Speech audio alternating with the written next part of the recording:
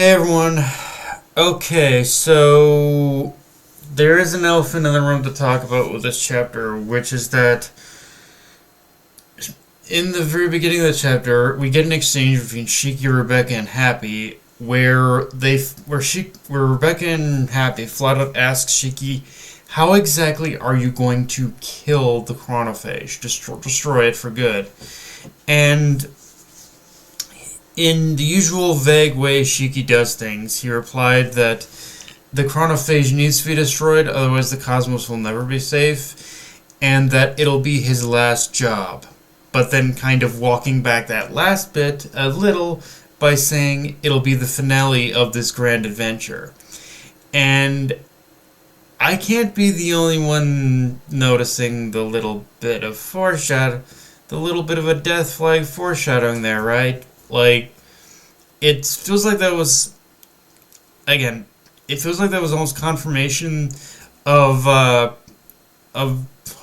Mashima basically saying to us, yeah, Shiki's whole plan of destroying the Chronophage, it means he's got to die. Like, that feels like what we're headed for, and if that is where this is headed, I'm kind of okay with that. Like, if it's one of those things where someone needs to sacrifice themselves to destroy the thing, I'm like, okay. So even now there still might potentially be a sacrifice to this, and yeah, if it's for anything, having to sacrifice oneself to destroy the Chronophage, it does make sense, I think. And it does in a weird way make sense that one would have to do that. But, okay. Aside from that, though, we also get a lot of stuff in regards to, obviously the big focus of the chapter, though, was on a lot of the fights, whether it was Clean and Jin versus Clean and Jin versus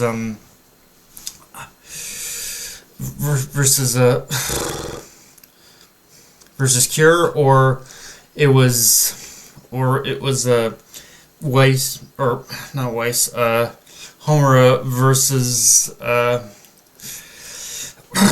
Freyja, and I'll be honest, both of these fights are already turning into major problems for our heroes. Like on the fight with Cure, like, man can disassemble and reassemble himself, so it's like, how do you stop something like that? But getting to the big picture fight here, yeah,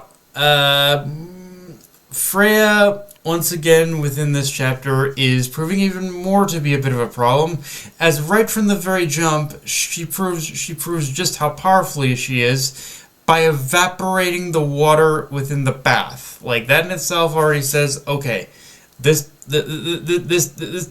bitch ain't nothing to fuck with.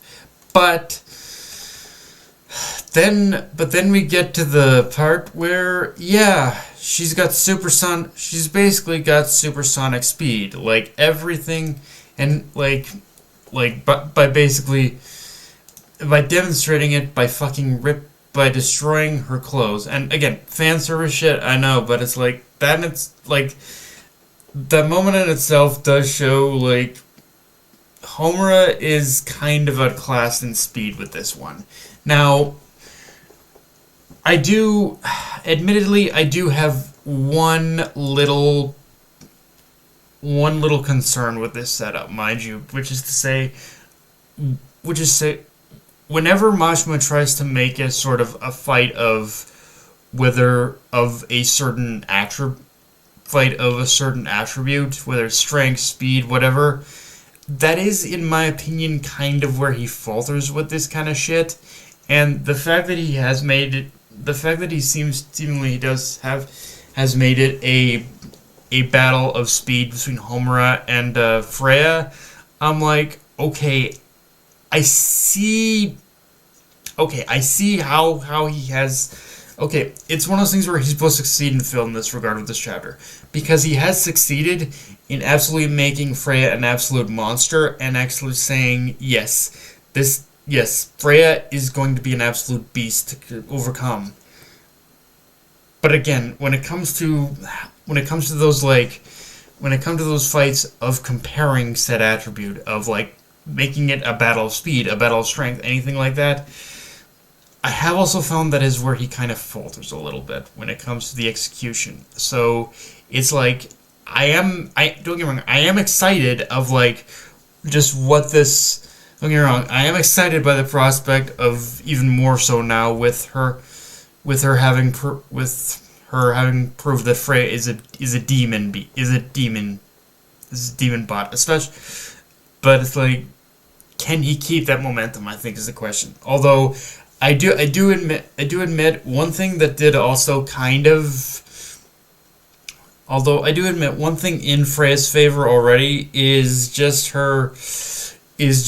that we do get her backstory, and that yeah, she's kind of a genocidal maniac. She basically killed all of the people on her planet that built her. It's like, talk about It's like, geez, talk about Frankenstein going against the creators on this one. Like, holy fucking shit! Like, bitch just did not.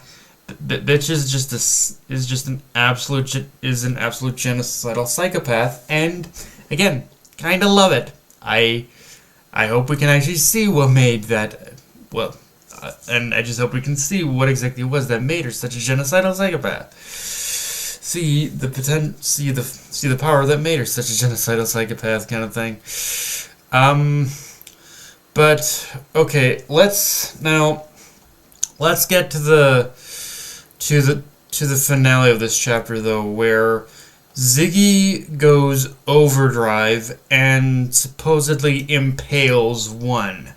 Now, this is a weird one because I don't know if this is Mashima saying that the fight between one is over or not.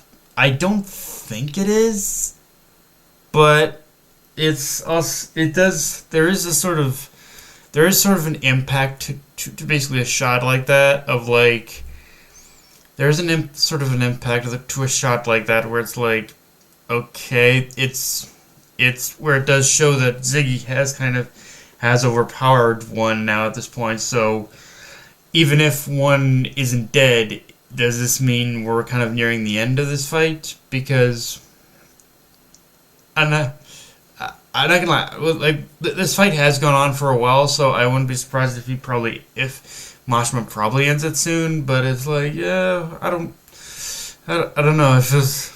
It feels like he could have gone on a little longer, but I don't know. Again, this is a very weird. This is a very weird shot. This is a very weird moment of the chapter where I don't know whether to pinpoint if this is signifying the end of the fight or near the end of it, and I don't even know how to feel about that. In all honesty, like it's again kind of a weird thing, but yeah, guys, that's pretty much all I got for this review. If you enjoyed the video, like, comment, subscribe. Follow me on Twitter and on this Crunchyroll. Be sure to click the subscribe button and just share the video around, guys. Dark Knight of Anime signing off. Later, everyone.